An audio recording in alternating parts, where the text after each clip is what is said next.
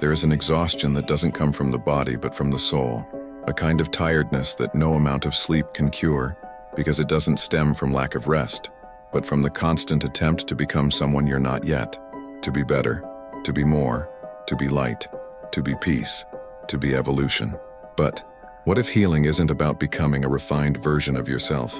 What if the key lies precisely in no longer trying, in resting from that silent demand disguised as self-knowledge, but carrying the cruel weight of emotional performance? You don't need to evolve right now. You need to allow yourself to feel. That sentence could be a whisper from the soul, a reminder that feeling is not regression, it's honest existence. The obsession with spiritual growth is often just a cleverly disguised fear. Fear of being imperfect, fear of being seen in pain, fear of disappointing the image you created, which now controls you. And this is how the pursuit of light begins to produce shadow. You try so hard to stay radiant that you end up hiding what's still wounded. You try so hard to appear fine that you don't notice how it distances you from what's real. Clarissa Pinkola Estes speaks of the woman who runs with the wolves, but sometimes even she needs to stop, not to be saved, but to remember that too much strength can also wound, and that rest is not weakness, it's ancestral wisdom. When being strong starts to suffocate being true, something breaks inside. What was meant to be a healing journey becomes a battlefield where you demand so much of yourself, you forget why you began. You don't need to reinvent yourself right now. Maybe you just need to listen, without rush, without goals, without expectations. Just listen, because there's a version of you that doesn't want to improve. It just wants to breathe, to exist as it is, and that is sacred enough. There is a kind of pain that hides within the light itself, a form of suffering so well disguised it almost looks like evolution. You meditate, you breathe deeply, you respond with kindness, and yet something inside you screams for help, silently. This is the most subtle deception, when spirituality becomes a mask, when the peace you show doesn't come from within, but from the effort to appear balanced, when silence is not presence, but suppression. You calm down, but you don't heal.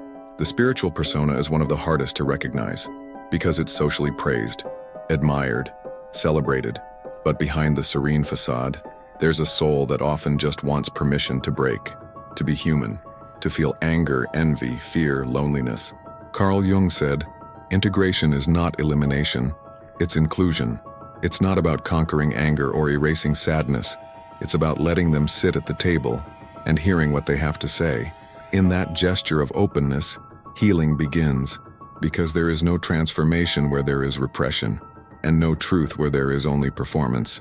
You may have read all the books, taken all the courses, joined all the circles, but if you can't admit your pain, you're still far from yourself. Your emotional shadow is not your bad side, it's the ignored side, that which you reject out of fear of not being loved. But the paradox is cruel. The more you hide, the more disconnected you feel, from yourself, from others, from life. Write, with raw honesty, with the emotional ink of your truth. A journal does not judge. It doesn't demand coherence. It simply welcomes. And in writing, you might realize that your shadow doesn't want to be healed. It wants to be seen. It wants to belong. The void is frightening. It arrives quietly like an uncomfortable absence, a feeling that something was lost, but you don't know exactly what. There are no words, no explanations, just a hole in your chest, a nameless space that pulses without sound. But maybe the void is not an end. Maybe it's a womb, not a hole that devours, but a space that prepares.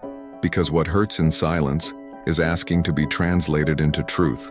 The world taught you that silence is the opposite of life, that quiet people are sad, that stillness means you're lost. But some silences are wombs, and some absences are invitations. Viktor Frankl said that meaning is not something you find, it's something you build.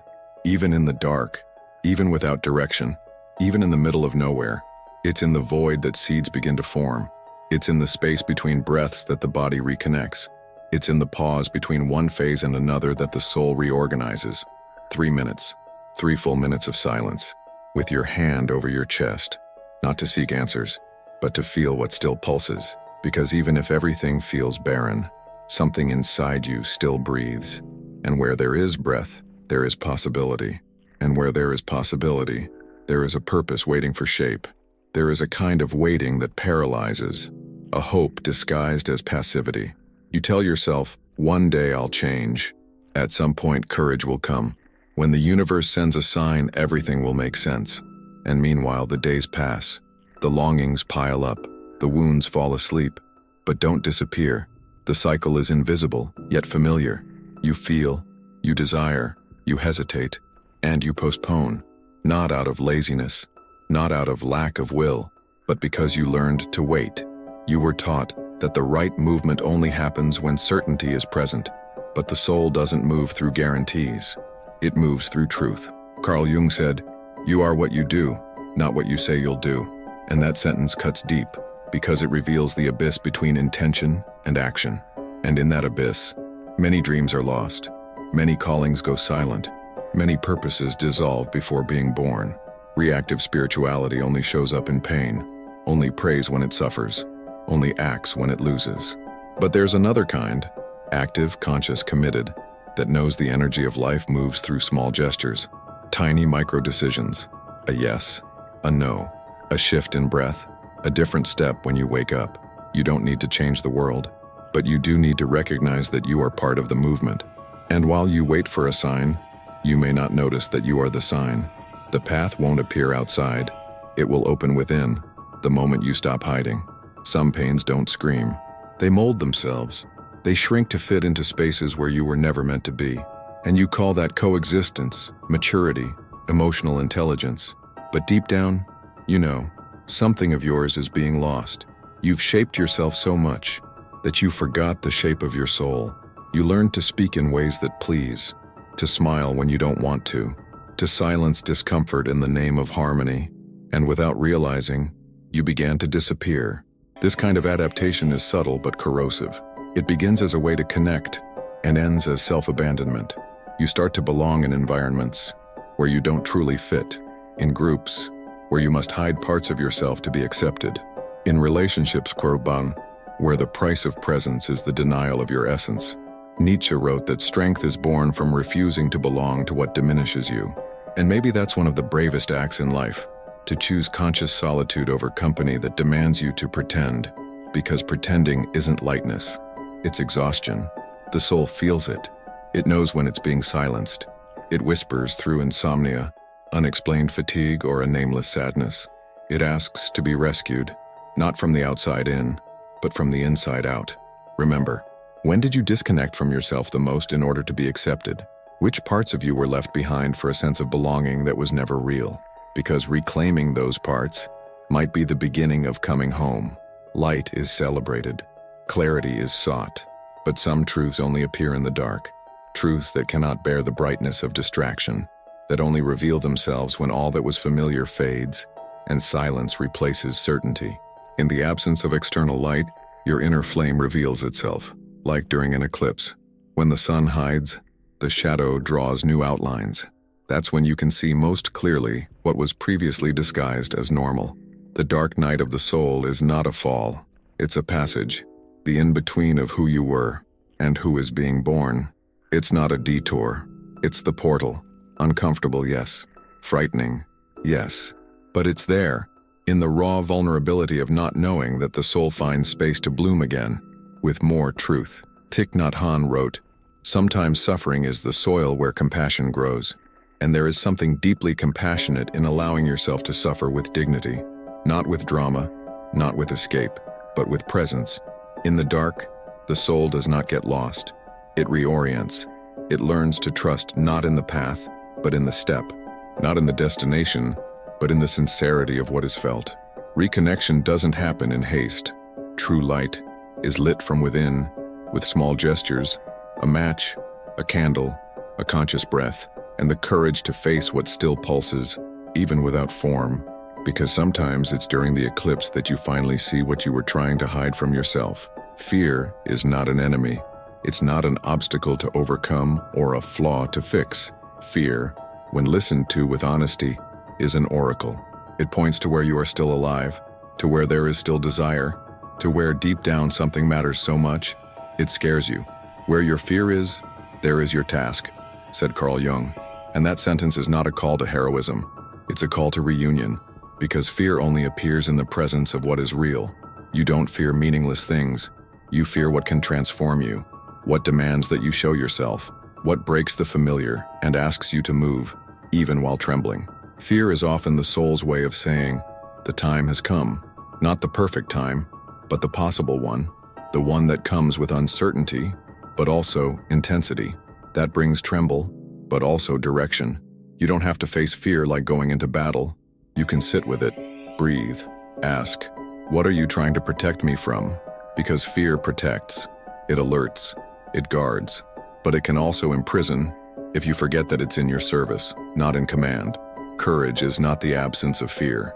It's the inner decision to walk with it, with listening, with presence, with truth.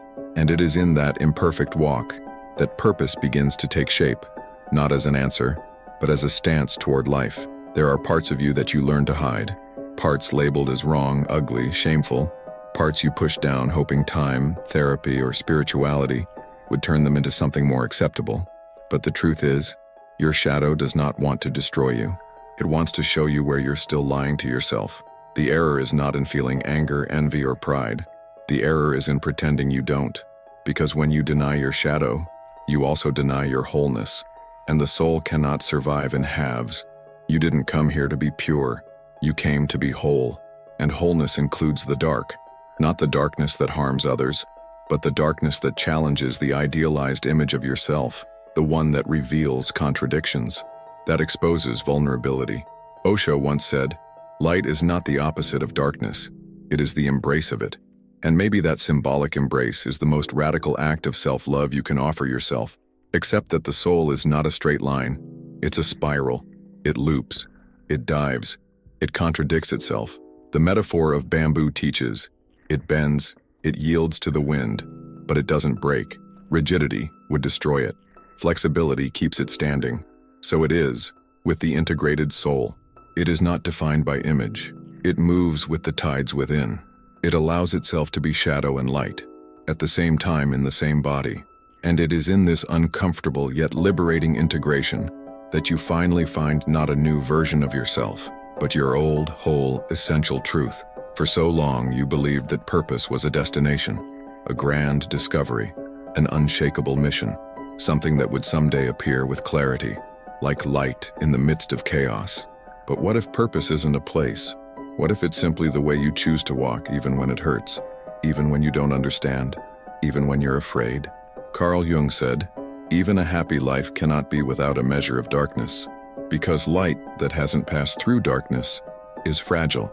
It's decorative, but the light that knows pain is deep. It's alive. It's yours.